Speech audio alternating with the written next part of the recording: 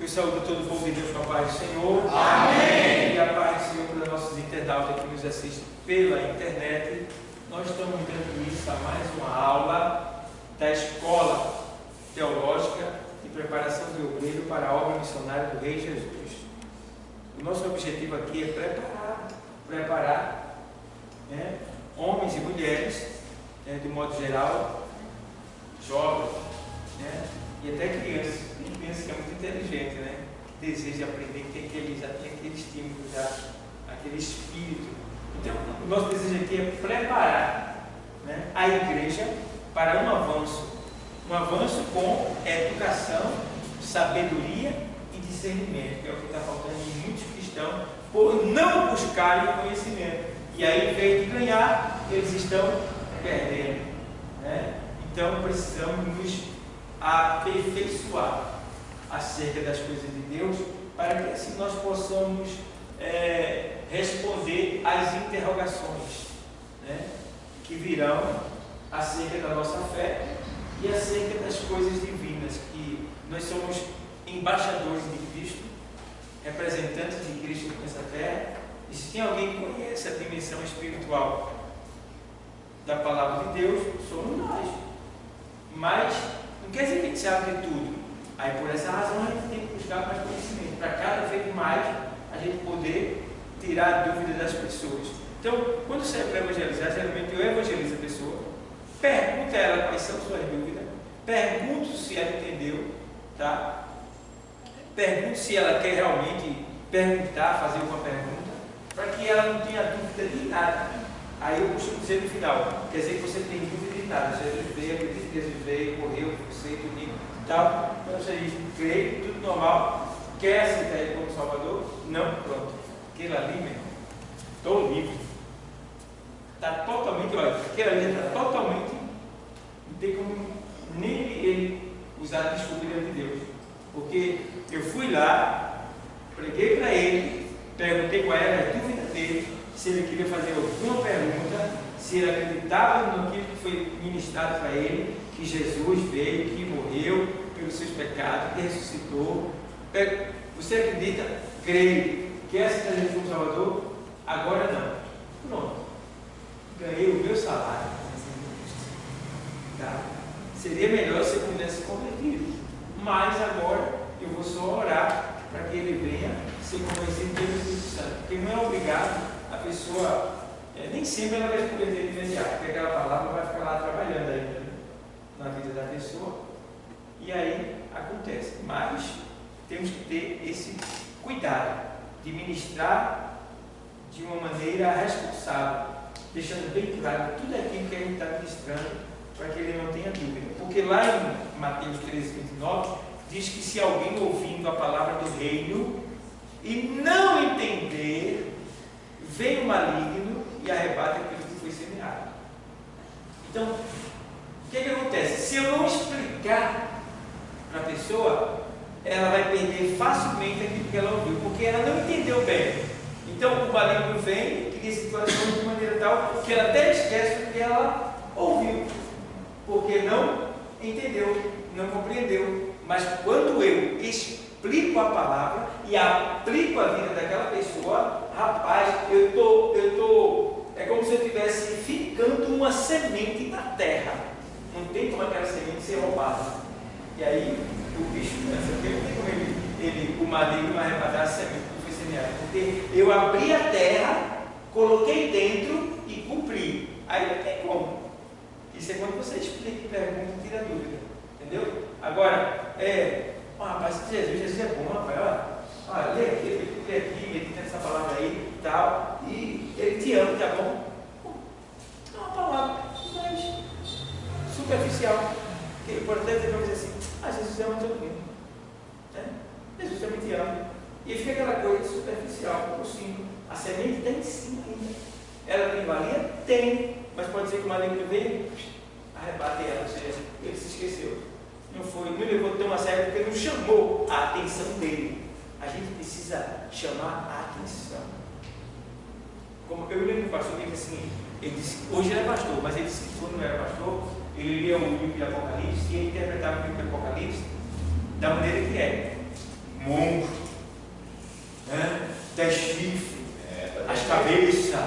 quando ele lia aquilo ali, ele ficava quase sem dormir. Né?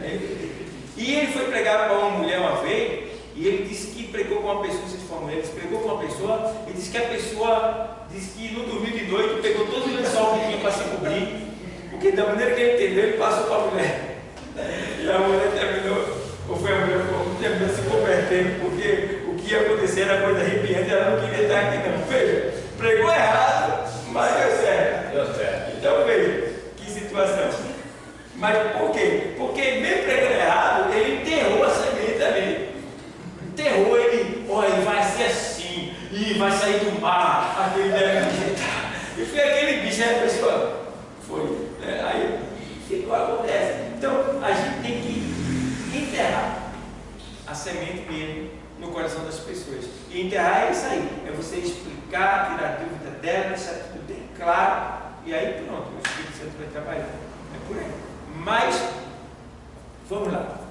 Estamos estudando sobre o fruto do Espírito. Então, a gente estudou semana passada sobre o amor.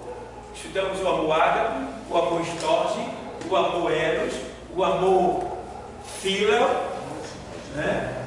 E aprendemos um pouco sobre amor. Hoje a gente vai estudar sobre o terceiro, o segundo e o terceiro fruto do Espírito, que é gozo e paz. Bom? Sim. O que significa amor histórico?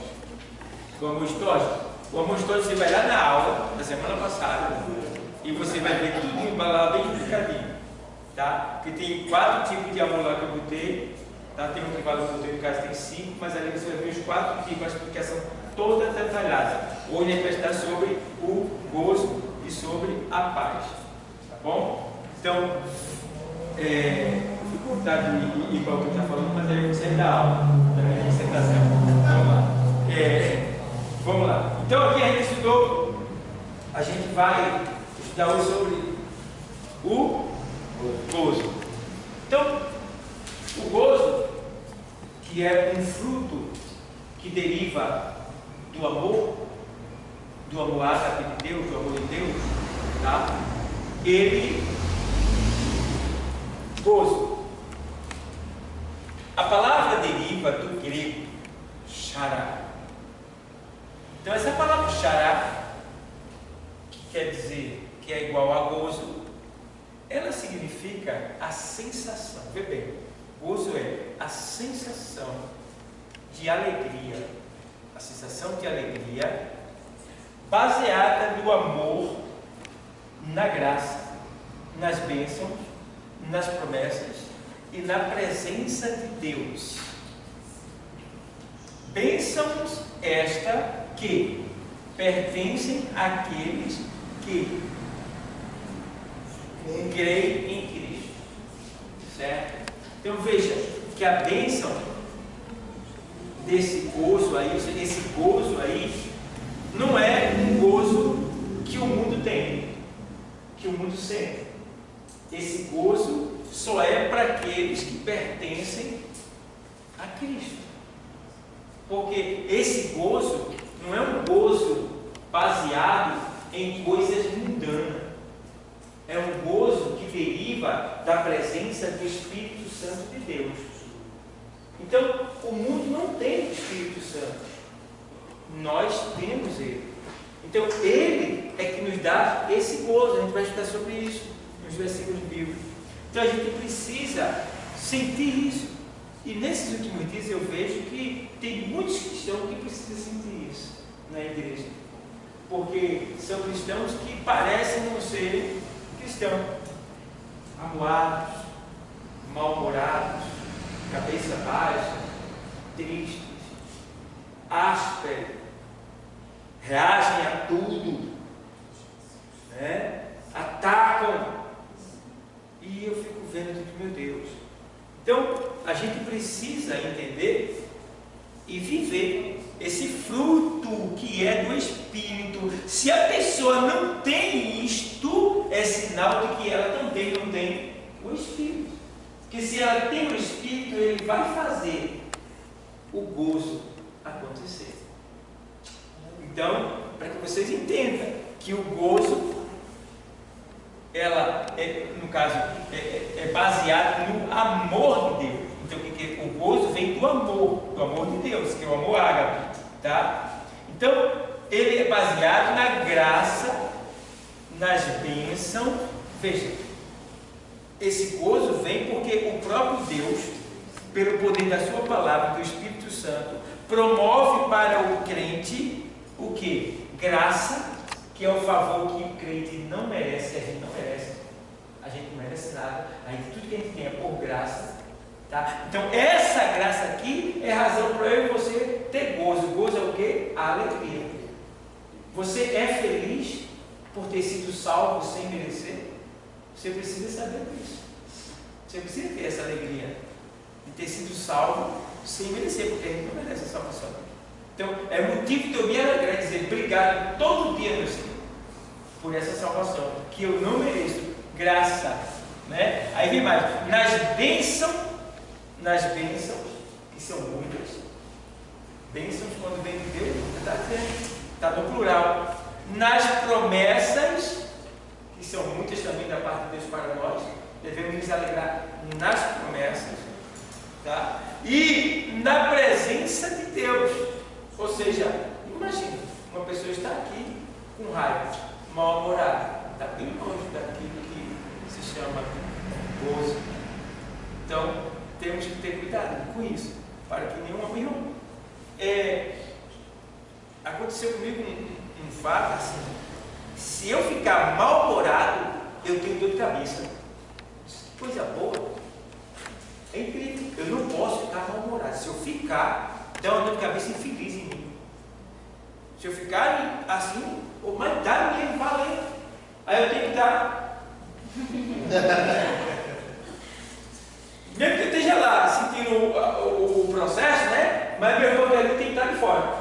É incrível, porque, sei lá, e a Bíblia diz que o coração alegre formoseia o rosto, né?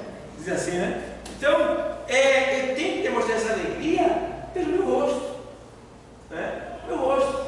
Olha, aí eu me lembro de um irmãozinho, quando eu não era evangélico, que ele só via sorrindo. Ele era tão animado, dava gosto de olhar para aquele irmãozinho. E não era um irmãozinho abastado de dinheiro, né? Não, ele sofreu dor, processo desempregado, esposa, filho, ganhando um pouquinho aqui, um pouquinho ali, fazendo extra, mas o sorriso dele era estampado. Então, que olhar para ele, via o quê? Esse fruto, que é o quê? O gozo, tá? Então, eu sei, tem que ser, eu não sei estar sorrindo, não precisa estar sorrindo direto, mas que quando alguém se comunicar com você, você passa para aquela pessoa a sua alegria, entendeu? Você mostra onde vem a sua alegria. Dá um sorriso, não paga nada, né? Você vai lá, aperta a mão da pessoa, tudo bom? Ó a expressão facial. Toda vez que você for falar com alguém, demonstra um sorriso. Você vai lá, aperta a mão, entendeu? Se a gente chega ali, está certo, né? Está até preocupado, mas aí você vai lá e tudo bem, meu amado? Aí eu vou ficar com saudade de você, viu? Amém. Olha o alguém de fora, tá vendo? Então, você já passou a energia positiva para aquela pessoa, tá? Aí acontece com você, por causa disso, Deus está te abençoando. Amém. Por quê? Ele disse que no mundo tereis, mas tem o quê? Bom ânimo. Bom ânimo. O que é bom ânimo? Alegria em meio a essas dificuldades desse mundo, que ele disse aflições. Então, a gente precisa fazer isso. Se você, a partir de hoje, você começar a fazer isso, todo mundo que falar com você mostrar ali um sorrisinho, meu irmão, as pessoas vão ter outra imagem de você, outra ideia de você. E isso é tremendo. Experimenta fazer isso. Não vai ser agora, mas daqui a um tempo tu vai ver o resultado disso. Tá? É muito, muito importante isso, muito importante. Isso surgiu em mim assim, eu digo mecanicamente, porque ele foi provocar, eu não quis fazer assim, Mas aconteceu, na medida que vai estudando a palavra de Deus, e eu consigo fazer isso aí, né, de tal maneira que me ajuda bastante. Então, é muito bom você ter 99% de sorriso para as pessoas, porque vai ter aquele momento que você realmente vai estar numa pressão terrível e falhou, mas 99% você vai estar ali, pronto para dar um sorriso para as pessoas que estão do seu lado, apertando a mão, tá? E tenha cuidado de não apertar a mão, porque mão, vamos lá, mão não se aperta assim, ó, oi, irmão, tudo bom? Você tem que segurar 1 minuto, 2 segundos. Toda mão que você apertar, você deve parar. Você aperta a mão e segura. 2 segundos. 1, 2. Entendeu? E tem que aperta assim, né? Pode. Está com nojo, apertou por, sei lá, por obrigação? Não. Aperte a mão da pessoa e olhe no olho da pessoa. Certo? Então é muito importante isso. Certo? Então, como eu falei aqui, aí vem a sensação de alegria baseada no amor, na graça, nas bênçãos, nas promessas e na presença de Deus, né? Bênçãos essas que pertencem àqueles que creem em Cristo. Então essa alegria não existe no ímpio, por mais que você seja uma pessoa alegre, feliz, tudinho, mas vai ser uma alegria que não provém do Espírito. Ela é secular, é natural dele. Agora, a da gente deve vir do Espírito, porque no mundo, se alguém tiver uma tristeza, não vai sorrir jamais. Mas em Cristo, ainda que a gente tenha tristeza, ele mesmo disse: tenha bom ânimo. Aí você entende que por que Deus quer que quando você esteja mesmo triste no seu interior, em virtude de algo que está acontecendo, que você não está gostando, que você sofreu um prejuízo, mas que você esteja lá demonstrando alegria. O que quer dizer isso aí? Isso aí, primeiro, você está mostrando para o mundo que você está confiante, que você tem um Deus, tá? O mundo também não está sabendo o que você está passando, porque você está sorrindo, um exemplo, tá? E o outro ponto é você demonstrando diante de Deus que você tem fé, porque você, mesmo sofrendo, estando triste no seu interior, sofrendo prejuízo, mas você está demonstrando alegria, porque Ele foi quem disse que no mundo ele deve ser mais temporário. Então você está dizendo assim para Ele: eu acredito que eu estou passando por isso, mas Tu estás trabalhando ao nível do Espírito.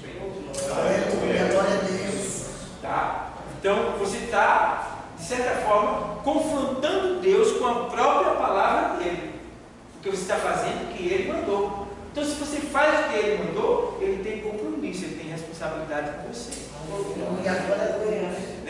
Então, se você observar, os antigos da Bíblia, era costume dele, principalmente no Salmo, tá? Eles orarem lembrando as coisas, as promessas de Deus no passado. Quem fala muito isso é Esdras, Neemias, tá? Eles oram muito lembrando as promessas de Deus.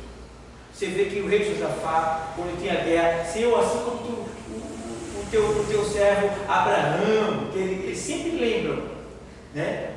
Pegam a palavra de Deus e usam para Deus.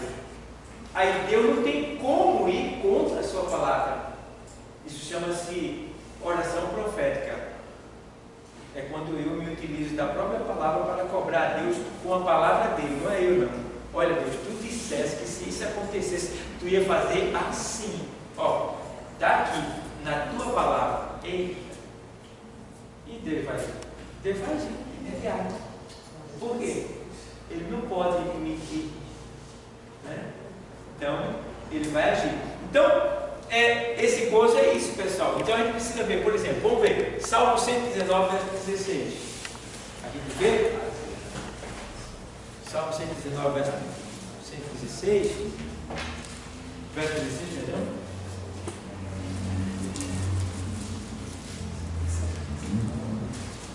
Ele diz assim, vou ler para vocês. O 119, verso 16, ele diz assim, vou ler para vocês.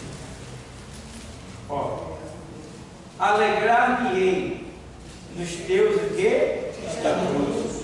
Não me esquecerei da tua palavra. Alegrar-me-ei nos teus estatutos e a lei de Deus.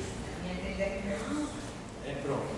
Sabendo, porém, que a lei, o decreto, nem sempre é agradável a nós. Certo? Vai vir decreto, vai vir leis, vai vir ordem de Deus, palavra de Deus, que nem sempre vai agradar a nossa natureza. Mas o salmista está dizendo, ó, alegrar-me-ei nos teus estatutos. Então, tudo que vem de Deus, você tem que se alegrar. Tem que receber com alegria. Aleluia. Não tem um crente que recebe uma coisa e outra, não sei, não gostei não. Não gostou não? Vai ver só? Não gostou não, é? Deus falando e o camarada aqui não gostou. Tá certo. Aí ele faz, deixa bem claro: alegrar-me-ei nos teus estatutos, não me esquecerei da tua palavra. Né? Nesse mesmo salmo ele diz que escondi a tua palavra no meu coração para não pecar contra ti. Esse salmo 119 fala muita palavra. Aí ele diz mais também assim, ó, como purificará o jovem o seu caminho? Observando segundo a tua palavra. Se você observar esse salmo 119, é só relacionado mais à palavra, mais voltado para a palavra, a lei de Deus. Então é muito importante. Aí a gente vê ainda aqui também, aqui na segunda carta aos Coríntios 6:10, segunda carta aos Coríntios 6:10, o apóstolo ele diz assim, vou ler para você, aqui ó, 6:10, olha o que ele diz: como contristados, mas sempre o quê? Como pobres, mas enriquecendo a muitos, como nada tendo e possuindo tudo. Veja, que palavra, digamos assim, paradoxal, que vai contra aquilo que o mundo não, de certa forma, o mundo não tem. Ele diz assim, como contristado, mas sempre alegre. Ou seja, ele estava num processo terrível aqui, mas estava mantendo a sua alegria bem visível, né? Aí ele estava ensinando para a gente que a gente deve manter essa alegria de pé. E aí ele faz assim, ó, mas na sequência ele faz assim, como pobres, né? Porque na verdade ele estava sem nada, só o corpo ali, digamos, né? Não tinha muito dinheiro, não tinha casas alugadas, não tinha bens, mas enriquecendo a muitos. Como é que se enriquece a muitos sem ter dinheiro, sem ter bens, sem ter nenhum pertence? A palavra de Deus. Entendeu? A palavra de Deus é a nossa riqueza. Lá em Provérbios diz que ela é como uma maçã, se me faz memória, em salva de prata, né? Diz assim, né? Então, você vê que a palavra de Deus ela é nobre, ela é perfeita, ela é rara, você não tem nem palavra. Então, você vê aqui que ele diz como pobres, mas enriquecendo a muitos, como nada tendo e possuindo tudo. Poxa, ele não tem nada e possui tudo. Como isso aí? É porque na verdade a gente aqui pode não ter nada, mas somos donos do mundo. Aleluia. Glória a Deus. Pertence a gente isso aqui.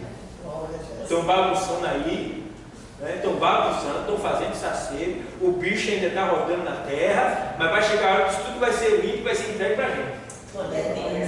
É a gente que vai administrar isso aqui com Cristo. Não é só isso aqui não, viu? É o universo inteiro. É o universo. É todos os planetas que existem e que são formados. Porque a gente está aqui e tem planeta nascendo agora. Planeta. A gente está aqui e tem galáxia sendo formada agora. Então, não para, é constante. E isso é para nós. É por isso que no céu tudo é novo, nada se repete. Porque o tempo todo está mudando. Nada se repete. Só que na terra se repete, é a mesmice. Mas no céu é tudo novo. Então, a gente vai administrar tudo é da gente, tudo pertence a gente. Então, aqui, ó, ele está dizendo, eu não tenho nada, mas possuindo tudo. Entendeu? Então, deixa de dizer que tu é pobre, não tem isso, não tem aquilo. Tem pobre, não, velhinho. Daqui a pouco ele está descendo a copa, assim, tudo aí, e a alma está indo, ó, seu Abraão, aguardar o dia da ressurreição, né? Para a gente tomar posse do nosso corpo glorioso, que não tem coisa melhor. Que delícia vai ser o corpo glorioso. E tomar posse daquilo que Deus tem melhor, tem guardado para nós. Então, está aqui. Aí ele faz assim ainda. Vamos lá. Aí na segunda carta de Coríntios 12, 9. Aqui ele faz assim. E disse-me, a minha graça te basta, porque o meu poder se aperfeiçoa na fraqueza de boa vontade. Pois me gloriarei, isso é bom dizer, pois me gloriarei nas minhas fraquezas, para que em mim habite o poder de Cristo. O poder de Cristo. Alguém? Aí a gente vê que. Amém.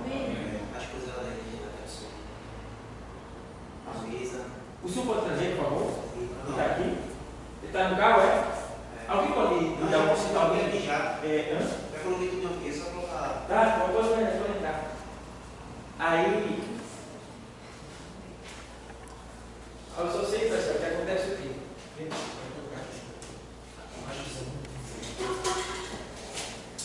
Aí o que acontece? Você vê aqui que ele diz assim. Vamos lá. Aí ele faz assim, ó.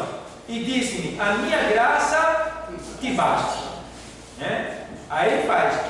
Porque o meu poder se aperfeiçoa na fraqueza de boa vontade. Fraqueza de boa vontade. Já falei para vocês, mas torna a explicar que fraqueza de boa vontade é o que a gente precisa ter. Porque é assim, existe a fraqueza de boa vontade e a fraqueza de má vontade. Fraqueza de boa vontade é aquela fraqueza. Fraqueza de boa vontade é aquela fraqueza. Você diz assim, ó, estou sem vontade de ler. Sem vontade de ler, sem nenhuma vontade de ler. Mas aí você insiste em ler. Eu estou sem vontade de ir à igreja. Mas aí você troca de roupa, mesmo sem vontade, e vem. Tá? Estou sem vontade de orar. Não tenho nem palavra, não tem problema não. Mas eu vou me ajoelhar e vou pedir socorro. Obrigado, Senhor. Obrigado. Me socorre. Obrigado, Senhor. Obrigado. Ficar só obrigado mesmo. Mas fora. Entendeu? Então, eu estou sem vontade de evangelizar. Aí você vem. Tudo que você não tiver vontade de fazer e que você vê que aquilo agrada a Deus, aí você deve fazer. Isso chama-se fraqueza de boa vontade. Agora, fraqueza de má vontade. Estou sem vontade de ir para a igreja, mas eu sento no sofá e vou assistir televisão. Estou sem vontade de evangelizar, mas eu fico ali no WhatsApp conversando, no Facebook, no Instagram. Fraqueza de má vontade.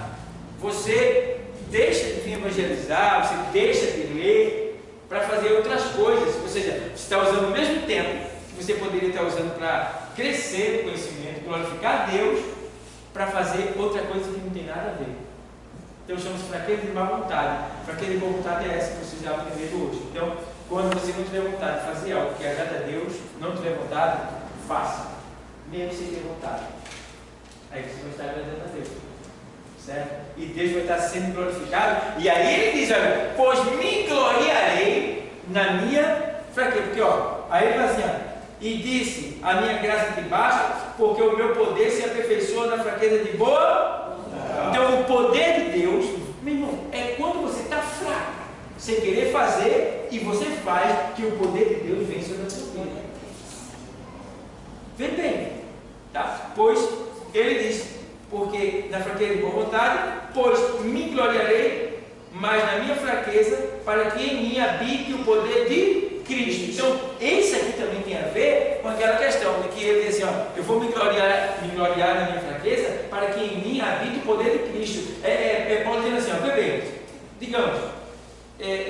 você tem hora que você faz jejum, você lê, você ora, e você fica procurando o demônio para pegar ele pelos cabelos. Não tem que demoniar, assim que alguém me chama, porque eu quero ir lá, que eu estou cheio. Você está forte, mas você está fraco diante de Deus, porque você está confiando muito em você. Mas aqui ele está dizendo: eu me gloriarei nas minhas fraquezas. É quando eu mesmo, não é eu estando em pecado, mas tem hora que você se sente aquela pessoa que, meu Deus, eu estou daquele jeito hoje. Aí a irmã diz: ei, irmã, está passando ali, tem um endemoniado ali. Ai, meu Deus do céu. Vamos lá, vamos. Ai, meu Deus do céu. Toma minha frente, Deus, tem misericórdia de mim, me ajuda, Pai. Fraco. Aí nessa fraqueza, o poder de Deus vem. Aleluia, glória a Deus. E Deus gosta disso aí, porque na verdade aí é nessa hora que ele é glorificado. Porque na verdade você não vai se exaltar, você vai dizer: meu Deus, obrigado. E quando você está cheio, aí você diz: glória a Deus. Mas eu oro, eu jejum, né? É isso mesmo, né? Então, o fraquinho, Deus gosta dele. O fraquinho obediente. O fraquinho de boa vontade. Deus gosta. Porque tudo que o fraquinho vai fazer, ele diz: meu Deus, me ajuda. Toma minha frente, vem cá. Né? A gente não sabe, porque a gente só viu que chama de Jesus. Tem hora que a gente aprende, a gente deixa Jesus lá e vai fazer. Mas é muito bom quando a gente depende de Jesus. Porque a gente demonstra com isso que a gente é criancinha. Porque toda criança é dependente do seu pai. É isso? E tem hora que a gente se torna independente. Aí ficou velho, completou 18 anos, tem que voltar a nascer novo. Então, ainda ele diz aqui, tem mais, pronto, 1 de Pedro 1:8.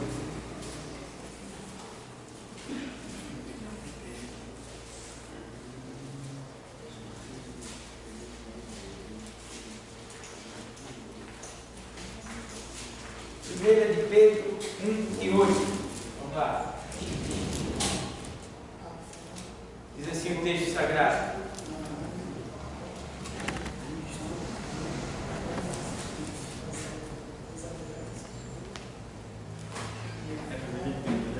Primeira de Pedro 1:8. Isso mesmo. Aí diz assim: ao qual não havendo visto, amais, no qual não o vendo agora, mas crendo, vos alegrais, com gozo inefável e glorioso. Então aqui está deixando bem claro que o gozo do Senhor, ele é inefável, é inexplicável.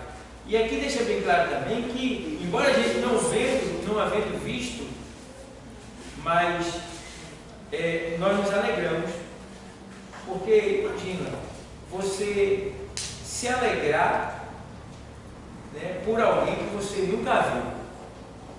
É Deus, né? Mas só o Espírito Santo ele faz isso com a gente. A gente se alegrar sem nunca ter visto. É esse ponto que Pedro está dizendo aqui, ó.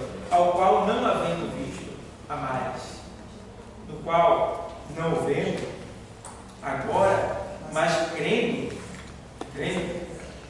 vos alegrais, com gozo inefável e glorioso.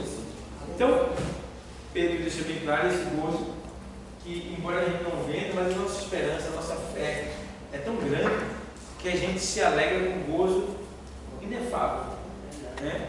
E se a gente pode sentir um gozo inefável aqui, imagina lá nos céus.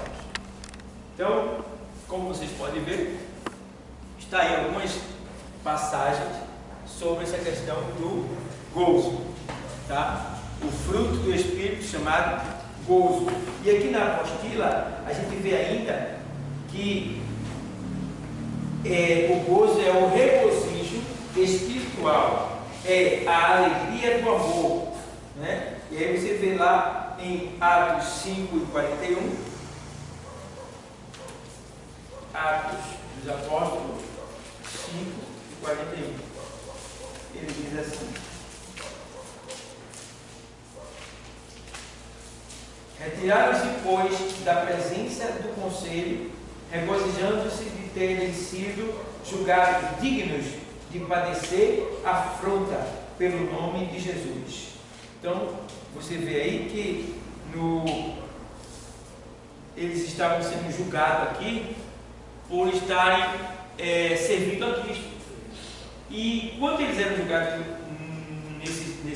diante do Sinédrio, diante desses homens aí, eles apunhavam, eles eram envergonhados publicamente. Mas eles não ficavam tristes, eles saíram dando glória e aleluia, porque eles diziam que estavam participando das mesmas aflições de Cristo. É isso que a gente precisa entender. Quando o crente está sofrendo, ele culpa A, ele culpa B, e ele acha que está em pecado, e é aquele. Não, amigo, está sofrendo, você não está em Cristo, então você glorifica a Deus, se alegre, porque você está participando das aflições de Cristo. Porque a Bíblia diz que com ele padecer, com ele reinará. Então, sofrendo por Cristo, você também vai gozar por Cristo. Glória a Deus. Deu para entender? Então, vê lá, e ele vai dizer assim, no 42, ele diz assim: e todos os dias no templo e nas casas não cessavam de ensinar e de anunciar a Jesus Cristo. Não parava. Isso é o quê? Alegria. Porque se fosse desânimo, eles paravam. Mas eles tinham o quê? Estímulo, com ânimo, alegria. E aí ele diz, ó, iam atrás. Tá? Então, ó, a gente vê aqui também que ele diz aqui, no 13:52 de Atos ainda,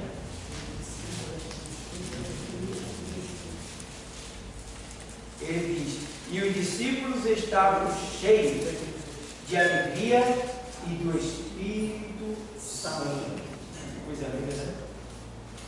Aqui é o discurso de Paulo na sinagoga de Antioquia, da Pisídia e a oposição dos judeus. Aí vem, na sequência, a gente lê que ele diz que os discípulos estavam cheios de alegria e do Espírito Santo de Deus. Então, irmão, para ter alegria, a gente tem que ter o Espírito Santo. Para ter o Espírito Santo, a gente tem que zelar por ele. Zelar por ele. Porque ele é santo, ele é puro, meio, doce. Ele é tão sensível. Qualquer coisa entristece ele.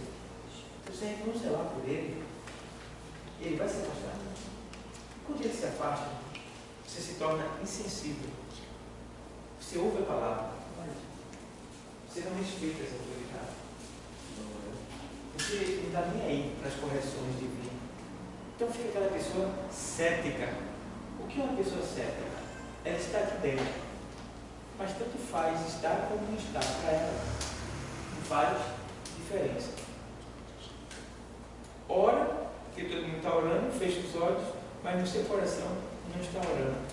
Então é aquele crente que ele é uma capa. Ele parece um crente, mas o conteúdo dele não é de crente. Ele é sei lá, não sei nem dizer, mas totalmente longe de Deus.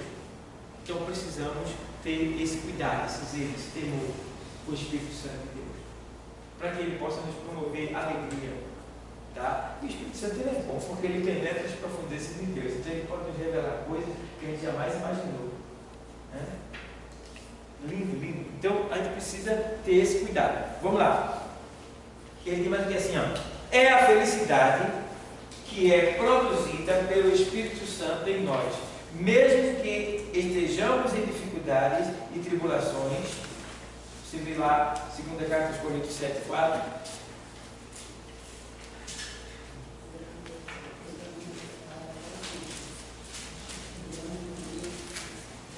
O texto diz assim: grande é a ousadia da minha fala para convosco, e grande é a minha jactância. Jactância é orgulho. E grande é a minha jactância a respeito de vós.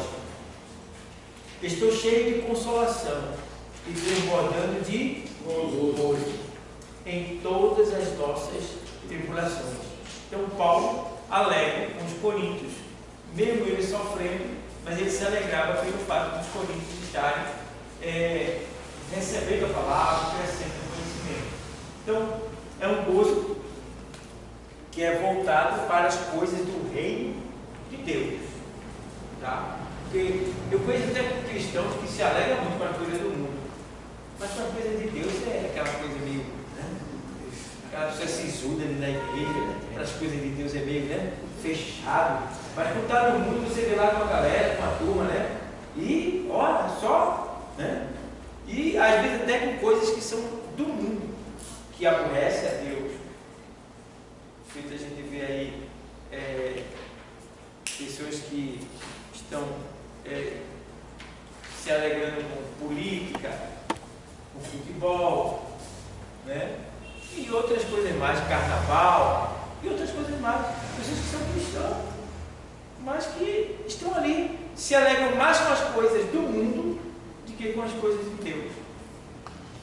E a gente precisa examinar isso aí e ver, para que a gente não faça inversão de valor ao ponto de a gente gostar mais das coisas do mundo que das coisas de Deus. Tem gente que gosta mais de gente do mundo que de irmão seu. Tem gente que conta coisa para quem é do mundo e não conta o seu pastor coordenador, seu dirigente, né? Tem, mas está perdendo tempo. Então, nesse caso aqui, Paulo está feliz. Ainda assim, é melhor ter muitos crentes. Nunca desvalorize um crente. É verdade. Por mais escandaloso que ele seja, porque filho é filho. A mãe, tá? Ela tem um filho, o pai tem um filho, e ele honra seu filho, dá o melhor para o seu filho, mas às vezes seu filho vira um ladrão, vai para o mundo do crime. Aí eu pergunto a você: deixou de ser filho? Não. Ele pode até deserdar ele dos bens, mas o sangue prova que é filho dele ainda. Tá? Então, Deus também. O camarada está aqui, está todo troncho, né? Está todo troncho. Deus está vendo? Tá. Mas vai chegar a hora que Deus vai ter com ele. Vai vir o cipózinho de goiaba santo, né, do céu, e Deus vai ter com ele. Agora leva o pino, às vezes. Porque tem gente que está lá, tudo desconcertado. É como se Deus pegasse, aí Deus não pega. Deus dá tempo. É quando ninguém está nem vendo, aí ele chega no secreto. Eu explico agora. Então, precisamos ter esse cuidado, tá? De não falar de crente. E principalmente falar de crente para quem é do mundo. Então, se você disser assim, rapaz, aquele Dal é um safado mesmo. Até aí tudo bem.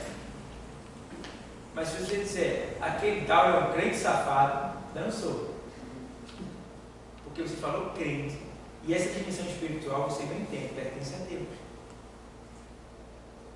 Tá? Então você tocou em Deus, tocou numa parte que não lhe pertence. Você se lembra? Eu me falei agora o nome, parece que foi quando o inimigo vinha contra Judá, e ele diz assim, não vos engane, Ezequias, acerca, né, do seu Deus, né? Porque esse Deus de vocês aí não vai livrar vocês não, porque eu já peguei os deuses das outras nações e queimei tudo de uma fogo. Não pense em vocês que o Deus de vocês vai livrar vocês. Então eu sou. Aí o rei pegou aquilo ali e disse assim, ele está dizendo que tu, vê só, que esperteza, até na oração. Mas ele está dizendo que tu não. E já, aí entendeu? Que rapaz, sai desse comigo. Aí pronto, só deu ele na cabeça. Entendeu? Então, pessoal, não toca. Tem muito crente quebrando a cara, muita gente no mundo também quebrando a cara, porque toca numa área que não conhece, que não pertence a ele. Tá? O crente, ele pode ser pior crente. Antes dele partir, Deus vai ter com ele, para ele não se perder. Vai ter. Ele só se perde se quiser. Então, aqui, vamos ainda ver aqui 7, 4, não foi? Grande é a ousadia da minha fala para convosco, e grande é a minha jactância, que é orgulho a respeito de vós. Estou cheio de consolação, transbordante de gozo em todas as nossas tribulações. Aí, se você ler na sequência, fala assim: porque mesmo quando chegamos na Macedônia, a nossa carne não teve repouso algum. Antes, em tudo, fomos atribulados, por fora combates, temores por dentro. Mas Deus que consola os abatidos nos consolou com a vinda de Tito, e não somente com a sua vinda, mas também pela consolação com que foi consolado de vós, contando-nos as vossas saudades e o vosso choro, o vosso zelo por mim, de maneira que muito me engrandeceu. Certo? Gozo. Então, Paulo falando da alegria que estava tendo de saber que os irmãos que estavam em Corinto se lembravam dele, né, de uma maneira agradável, sentia falta dele, sentia saudade dele, estava indo bem. Então ele dizia que mesmo na tribulação dele, mas isso alegrava muito ele. Então a gente precisa também ter essa preocupação com os nossos irmãos, tá? Preocupar. Às vezes tem um algo missionário que você nem se lembra. Às vezes tem os próprios irmãos em casa, as pessoas não trazem a cesta básica. Irmão, cesta básica para acontecer, o pastor tem que falar todos os cultos e dar sermão. Porque o negócio difícil, né? E eu sou bem sincero, se a gente for depender da igreja para comer, a gente vai passar, aí vai chegar a ter gastrite. Vai ter gastrite. A fome vai chegar para moer. Porque tem uns ou dois ou três que, souber que você está mal, ele vai lá na sua casa levar. Mas a maioria só liga ou só faz alguma coisa se alguém chegar e dizer: fulano está mal mesmo. Aí chega. Mas voluntariamente, difícil. Porque, irmão, meu Deus do céu, era para todo mês. Quando o crente fizesse a compra dele, ele fazia uma comprinha pequena e trazia para a igreja. Você fez suas compras, R$400, né? Assim, ali você pegava uns 30, 40 ou 50 reais, comprava 2 pacotes de fubá, 1 quilo de arroz, 1 quilo de macarrão, 1 quilo de feijão, né? E 2 quilos de açúcar, tal, e ali 35, 40, 50 reais mais ou menos ali, faz aquele pacote, pastor, está aqui, entregar. Meu irmão, Deus faz. Mas sabe por que não fazem? Porque não tem fé, não acreditam que Deus vai fazer isso. Não acreditam. Aquele momento, muitas vezes, graças a Deus, eu fazia assim: pessoal, traga. Aí eu esperava o pessoal trazer. O que faltava, eu estava no meu bolso. Mas até assim, era difícil chegar. Muito difícil. Lá na igreja tem o culto da colheita. Lá na igreja tem o culto da colheita. Culto da colheita. Está acontecendo? Tá. Como o senhor disse, é bem difícil. É porque fizeram culto, né? É bem difícil de chegar. Mas sempre chega. Aí também vem, lá da central vem todo mês vem 3 cestas básicas também para. Mas a quantidade que tem lá de gente ali, meu irmão, peraí, tudo come, né? O mês todo. Faz compra. E aí? Aqui também, todos fazem compra durante o mês. Então, você não precisa fazer uma compra gigantesca, não. É você comprar alguma coisa comestível, tá? E trazer voluntariamente. Lá está tendo que fez um culto. E tem muitos que não vai nem para esse culto, porque sabe que tem que levar. É mesmo assim. E aí? Que eu já tem momento de eu cobrar na ceia. E gente não vem para a ceia.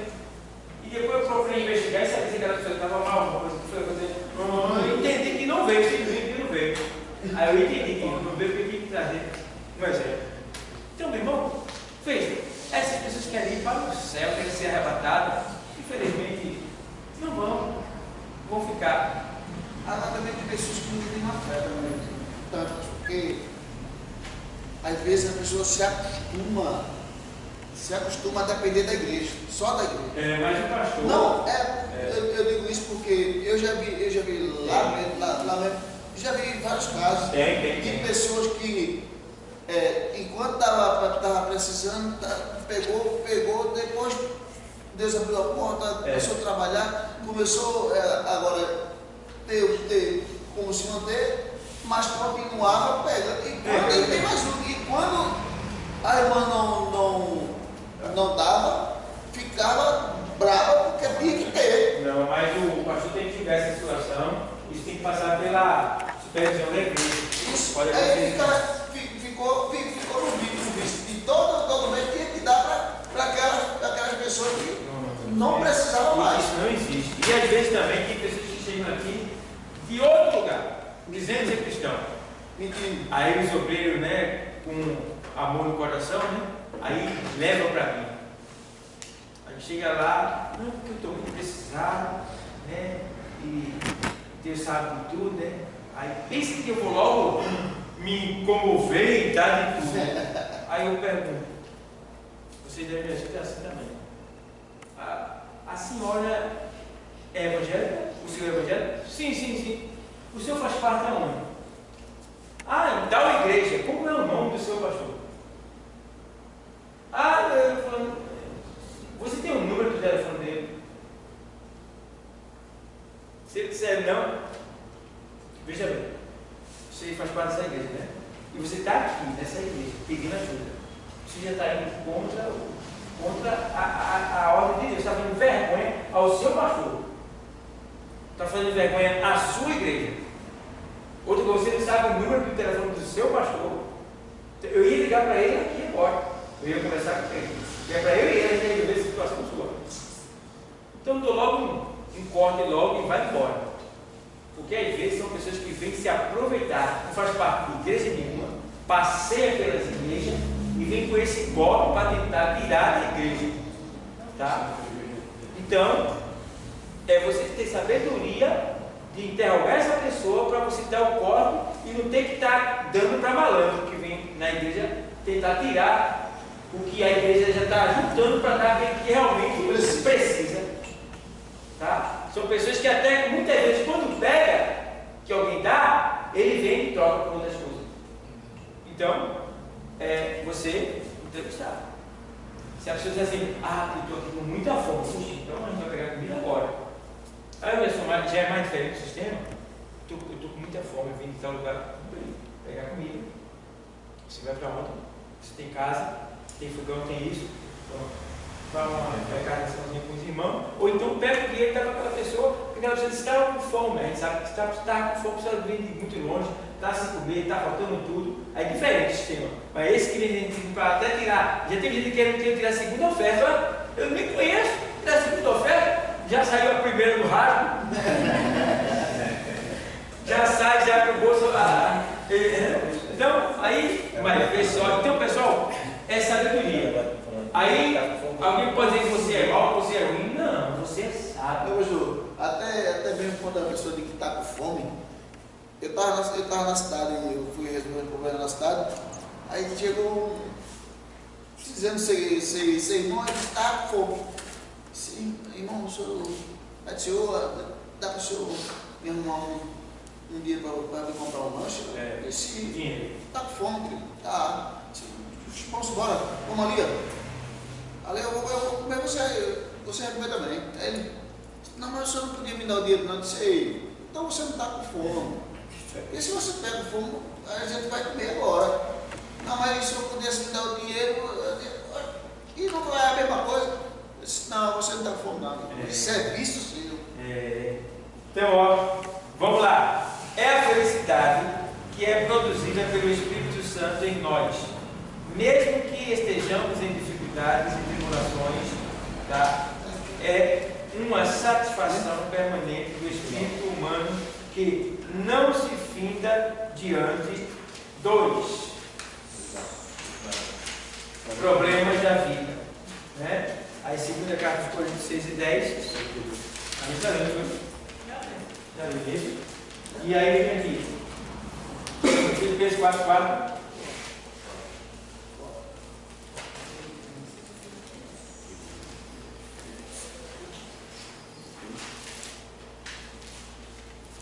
aos Filipenses 4:4, ele diz assim, vou ler para você. Ó, escuta bem. Regozijai-vos sempre no Senhor. Outra vez digo, regozijai-vos. Veja bem. Regozijai-vos sempre. Ó, o que ele está dizendo aí? Esteja sempre feliz.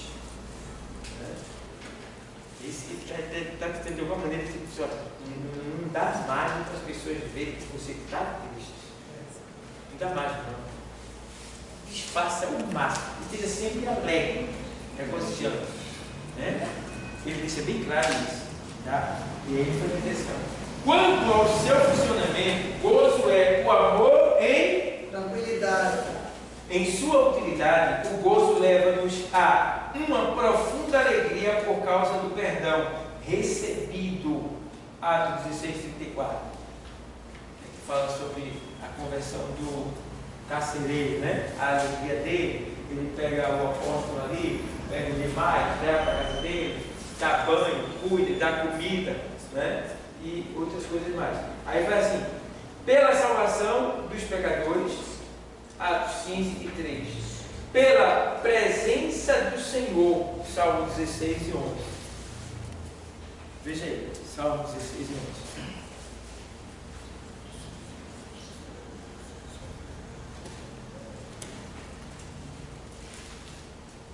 Salmo 16:11. Diz assim o texto para você.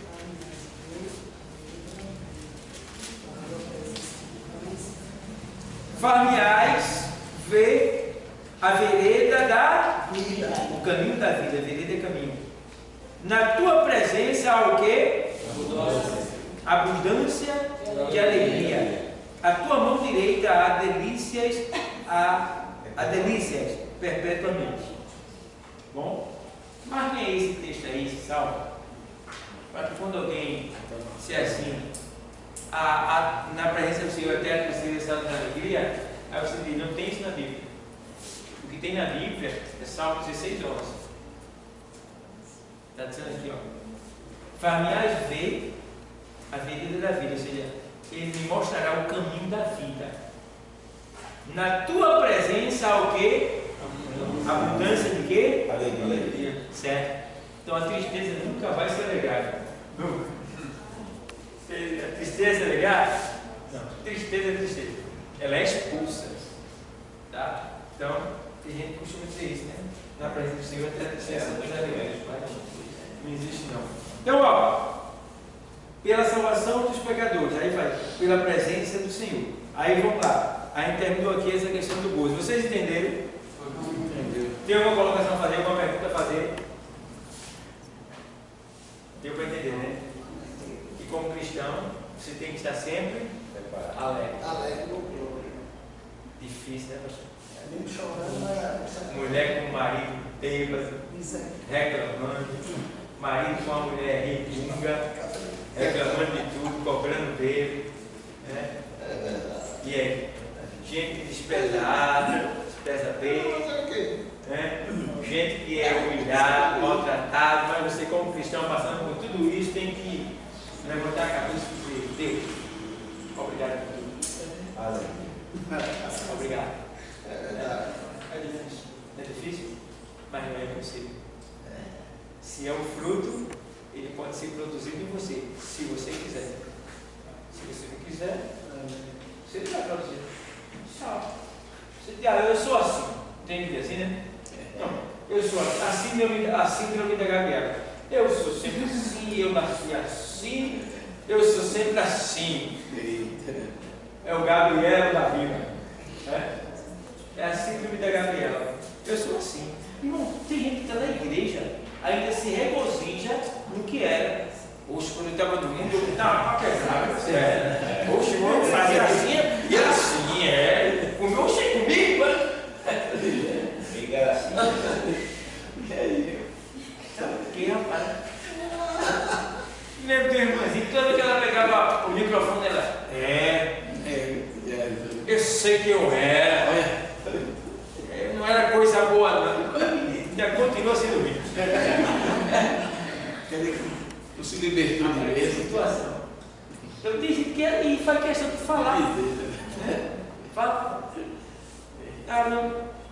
Um rapaz chegou assim, aí ele mostrou para um índio. Aí o índio foi, pastor, vem cá. Olha esse rapaz aqui, tá vendo ele está normal, crente agora, né? Olha ele aqui no celular. E ele pegou o celular dele e mostrou para mim. Ele, quando era homossexual, né? Com um fio dental requebrando no carnaval. Que alegria tem isso? Tu não tem vergonha, não? Eu tenho vergonha de mostrar um negócio desse. Porque, rapaz, tem pecado que está até para disfarçar, mas esse daí, pronto. Isso aí é pronto, cara. Manda. Lá no meu trabalho, tem uma menina lá, o nome de Fernanda, muito bonita. Está afastada do Evangelho. Só que ela não volta no emprego, ela é de serviços gerais.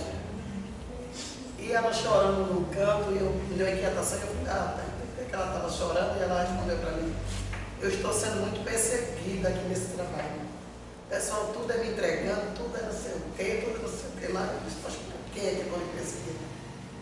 Aí eu perguntei, você já foi evangélica? Ela disse, já. Eu falei, pronto, a resposta é isso aí. A sua perseguição é porque Jesus não quer você aí, Jesus quer você no caminho dele. Aí ela começou a me dar credibilidade, eu ficar falando com ela todo dia. Mas eu não entendia porque os homens não me arrumiavam junto dela. E quando foi um certo dia, eu estou escrevendo, chegou um vigilante lá que ele é pastor. E ele disse assim, eu acho a senhora tão diferente, porque a senhora é mais reservada. Eu digo, não é reservada, porque a conversa que eu estou vendo aí não dá para mim. Porque se eu junto uma tua de homem, fala elogiando a menina, porque era bonita, aí eu disse, a menina está precisando de ajuda. O senhor como pastor, o que é que o senhor diz a ela? Aí nós conversamos muito, desconectados, ele foi para eu me entender por que é que ela estava sendo perseguida e os homens tudo ao redor dela. Ela mostrou uma foto do Face dela, foi esse negócio de imagem, que tinha ela dentro de uma piscina, só de fio dental. Aí os homens tudo arrumiaram, e sabia porque os homens deixaram de trabalhar para estar ali junto. Eu digo, tem alguma coisa. Aí o pastor disse, olha aqui. Aí eu disse para ele, e o senhor, o que é que o senhor está fazendo com essa foto? Se o senhor chegar na sua casa, sua mulher ver isso aí, como é que fica? Aí como é que o senhor disse para ele que é pastor? Qual é o exemplo que o senhor tem? E tinha outro também, o menino também da limpeza. Eu digo, cadê? Qual é a palavra que você tem para ela? Ela é filha de uma pastora também, a pastora desviada e ela desviada. Aí eu disse a ela, o que está acontecendo com você, que Jesus está cobrando de você. Ele não quer você desse jeito que você está mostrando aqui. E ela está se chegando aos pouquinho.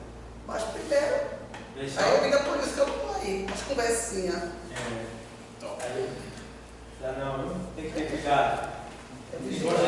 Quem gosta de churrasco é o diabo. E, vamos lá. Ó, a gente vai estudar agora paz. Tá? Dá tempo aí, vamos lá, vamos lá. Paz. Eita, paz. Paz. Deriva do grego eirene. Essa palavra eirene significa a quietude de coração e mente, baseada na convicção que tudo vai o quê? Bem, entre o crente e o seu Pai Celestial. Então entende bem, paz, do grego eirene, tá?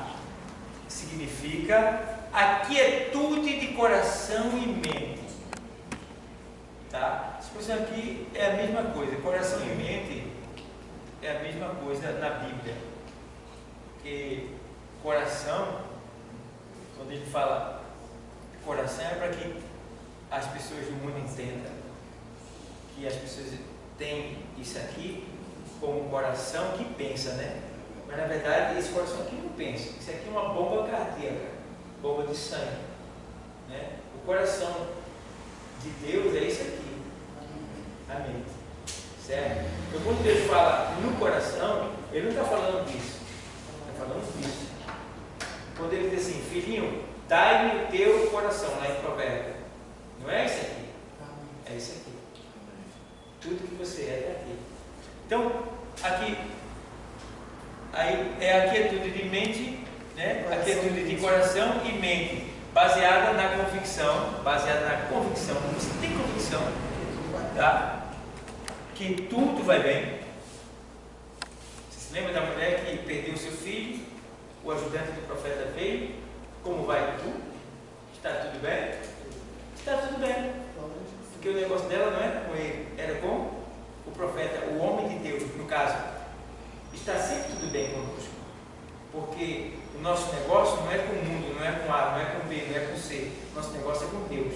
E se o nosso negócio é com Deus, a gente sabe que Ele vai resolver. Glória a Deus, aleluia. E se a gente sabe que Ele vai resolver, então mantenha a paz.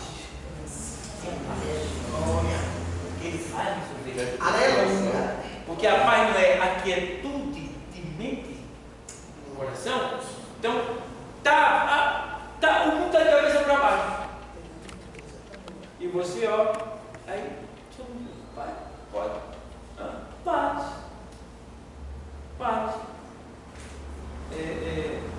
Eu me lembro quando minha mãe morreu, eu disse, Deus, eu não quero chorar no cemitério, não quero. Tive que ir para o enterro, fazer o sepultamento, preguei. Na hora que eu estava pregando, veio um soluço, que era o choro, chegou aqui e voltou. Que coisa, foi terrível aquele momento. Quase que eu chorava, mas eu engoli, voltou. Minha irmã lá desesperada, tal, duas pessoas chorando, e eu fiquei de longe. Eu não gosto de pegar em caixão, não sei porque eu não gosto de pegar em caixão. Não sou muito fã de caixão. Só pego se for extremamente necessário, mas não gosto. Eu não nasci para sepultar ninguém, eu nasci para dar. Aí eu fiquei de longe. O pessoal pegou lá o caixão, sepultando, e o pessoal foi dizer para mim, teu irmão é estranho, não chora, nada. Paz, glória a Deus. Convicção de que tudo está bem. Ela não disse Pedro, ele estava na glória, melhor do que eu. Eu vou chorar por quê? Agora depois veio o choro por causa da saudade, a lembrança. Depois, no oculto. Mas sem escândalo, sem alvoroço, sem desespero, entendeu? Então, essa paz, ela faz as pessoas olharem para você e não conseguem entender você. Eu não coloquei aqui, mas em Filipenses, por exemplo, a gente vê aqui, aí no caso aqui ele faz assim, entendimento grego eirene, significa que é tudo de coração e mente, baseada na convicção de que tudo vai bem entre o crente e seu Pai, entre o crente e seu Pai Celestial. Aí você tem aqui Filipenses 4 e 7. Filipenses 4 e 7. A gente pode ler aqui. Eu acho muito bonito essa parte. Aí eu vou ler o 6 e o 7. O 6 diz assim, ó, não estejais inquietos por coisa alguma. O que é inquietação? Falta de? Não estejais inquietos por coisa alguma. Falta de paz. Antes as vossas petições sejam em tudo conhecidas diante de Deus pela oração e súplica com ação de graça. Aí no 7 ele faz.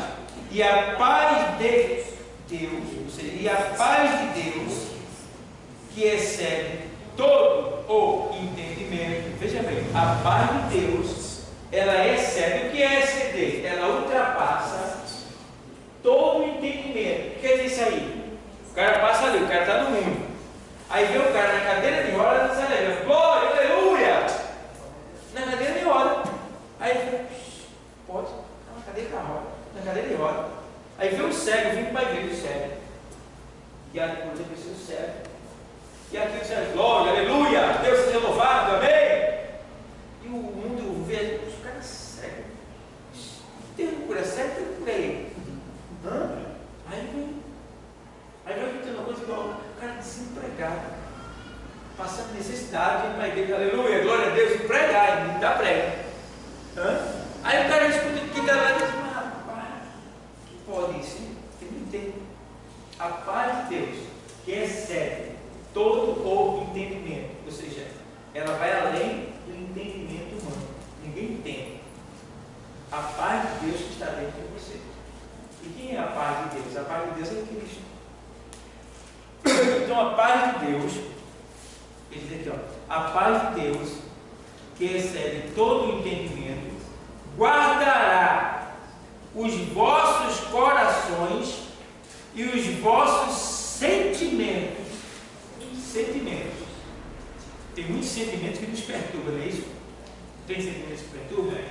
Então a paz, ela impede que esses sentimentos lhe perturbem. Aí ele faz aqui, tá? Aí ele faz: guardará os vossos corações e os vossos sentimentos em Cristo Jesus. Cristo. Quando ele fala em Cristo Jesus, também está se referindo também à palavra de Deus. Porque se a gente lê a palavra, a gente vai ter base para todo e qualquer problema. A palavra não é o alimento da fé? A fé vem pelo ouvir. Então, sim. A paz, ela tira a cegueira espiritual. Tira o quê? A cegueira espiritual. Bom, a paz é isso daqui. Ela é a quietude. Ela é a quietude de mente e coração. A paz, ela vem para manter você quieto, tranquilo. O mundo está de cabeça para baixo e você está tranquilo ali. As pessoas olham para você, entendeu? A cegueira mesmo que tira é a palavra de Deus. A palavra de Deus, ela tira a cegueira. Porque você vê que lá na segunda carta aos Coríntios 4:4 diz assim: o Deus desse século cegou o entendimento. Então, o propósito do diabo é cegar o entendimento dos homens. Cegar. Então, a cegueira não está aqui. A cegueira está aqui. O alvo do diabo não é o olho carnal, é o olho espiritual. Então, quando ele acerta esse olho, o homem fica descrente. Mas aí vem o que? A palavra de Deus para fazer a luz brilhar novamente na vida dele. Então, a palavra de Deus é ela que faz o homem tornar a ver novamente. Foi isso que você perguntou? Mais ou menos. Eu perguntei, o senhor está explicando, está certo, que a cegueira espiritual não é a cegueira de ver, é a cegueira de confundir o pensamento da pessoa. É por isso que eu perguntei, porque a paz, como o senhor disse, que é uma coisa assim, que tipo assim... Recebe, né? Assim, ele orienta, né? Tipo assim, você está passando pela dificuldade, mas você está ali sentindo o gosto, né? Espiritual de Deus. Que a paz é como se ela tem a ver também com fé. Porque você vê, ela tranquiliza de tal maneira que tudo está acontecendo, mas você está tranquilo. Por que você está tranquilo? Porque a paz te faz entender que Deus, Ele está trabalhando a teu respeito. Né? Pode ver, os frutos, eles todos se coligam. Se você vê, gozo vem do amor. Né? A paz já tem um pouco de coligação com o gozo. Eles são tudo coligados. Entendeu? Então, no que diz respeito à cegueira, o cara falou que foi cegueira. A cegueira é a perturbação e a confusão da mente, né? Então você não está conseguindo compreender algumas coisas na vida. É porque assim, a cegueira, eu poderia dizer que a cegueira é a ignorância do conhecimento, digamos assim. A cegueira a cegueira espiritual é a ignorância do conhecimento. E quando a pessoa é cega espiritual, ela não ignora as coisas de Deus. Ela vai contra tudo que é de Deus. Entendeu? É o que está acontecendo hoje. Então, o mundo está cego, realmente. Né? Então, é a cegueira espiritual. E aí, quando ele diz, o Deus desse século cegou o entendimento dos incrédulos. Então, todos aqueles que não fazem a vontade de Deus são incrédulos. Todos eles estão cegos. Entendeu? E nós somos aqueles que temos esse poder de fazer a luz brilhar novamente na vista dessas pessoas, né? Que estão cegas, né? Então, pessoal, aí vocês veem que aqui, ó, a gente vê também aqui que, por exemplo, no que diz respeito à paz, vou adiantar aqui, veja como a gente é diferente dos outros. Essa paz que é Cristo em nosso coração, você vê que Isaías 48:22, o ímpio, ele não tem paz. Quem é o ímpio? O povo do mundo. Ele não tem paz. Né? Uma vez eu vai dizer, vocês tem uma pessoa que vocês saudam todo mundo capaz de ser eu, e eu saudando capaz de ser eu. Meu amigo, a gente faz parte de um quartel. A paz do Senhor, é a nossa saudação para uns para com os outros. Entendeu? Agora, claro, quando o Senhor diz assim, por exemplo, você vê, um policial militar, quando ele encontra o civil, ele faz alguma continência, alguma coisa? Não. Não é policial de hoje? Entendeu? Quando um policial chega diante de um cidadão, ele faz continência? Não. Então, nós também somos uma milícia. Né? Somos um quartel, somos soldados. E nós não cumprimentamos um ou outro. Então, não é obrigado a cumprimentar o mundo com a paz do Senhor. Agora, Jesus, quando mandou os seus discípulos pelas aldeias, é porque ele mandou pelas aldeias do seu povo. Aí ele disse: olha, onde quer que chegar, aldeias com a paz. Se ali houver um filho da paz, repousará sobre ele a paz. Se não, retornará para vós. Mas ele deixou bem claro também: não leve alforje, não leve nada, porque lá você vai ser alimentado. Né? Então, tudo isso envolve o ponto de que, quando você está em casa, está próximo dos seus familiares, do povo da sua raça, que era para onde Jesus enviou os seus discípulos para pregar o Evangelho. Então, como eu vou falar, está falando todo mundo lá fora com a paz do Senhor? Não posso. Isso é para aqueles que são de casa. Agora, claro, na questão da educação, eu posso chegar num lugar e paz seja convosco. Entendeu? Não faz mal. Tá? Mas, se houver o filho da paz ali, ele lhe responderá: amém. Se não houver, a paz retornará para vós. Mas entendendo, porém, que a paz é uma saudação de soldado.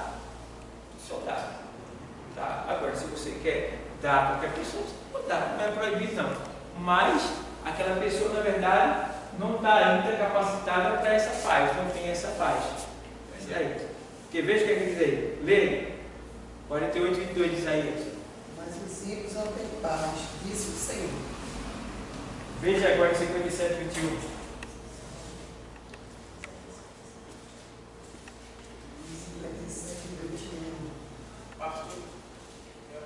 Os ímpios diz: o meu Deus não tem paz. Ou seja, essa linguagem aí você tem que entender. O cara está dizendo: Deus diz, o ímpio não tem paz. É porque é a linguagem de Almeida, da impressão, da outra impressão. Então, o ímpio, quem é o ímpio? Todos aqueles que aceitaram a Cristo como Salvador. Deus é que está dizendo, eles não têm paz. Está entendendo? Porque a paz é quem? Cristo. A paz de Deus. Quem é a paz de Deus? Cristo. Que excede todo entendimento, guardará os vossos corações. Quer falar? Assim, a respeito da salvação. Assim, eu acho que algumas pessoas não querem dar, tem vários motivos, né? O principal motivo é porque a pessoa não quer se revelar que é crente. E o outro motivo é a timidez, né? Tem gente que é muito tímido, fala e dá parte. Então, Tem vários, né? De crente para crente ou de crente para ímpio? De crente para crente, né?